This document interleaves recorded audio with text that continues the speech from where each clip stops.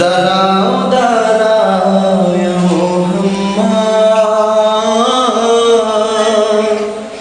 আমার নয়ন ভরে তোমায় দেখব,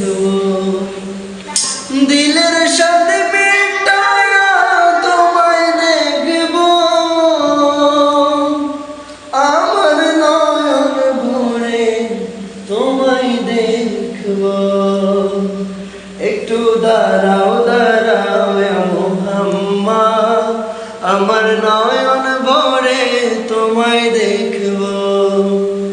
এক রাত্রি নবী ছিলেন উম্মে হানির ঘরে, জিবরাইল আসিয়া তখন বলে বিনয় করে, ডেকেছেন আল্লাহ পাকে মিরাজ হবে আপনার সাথে।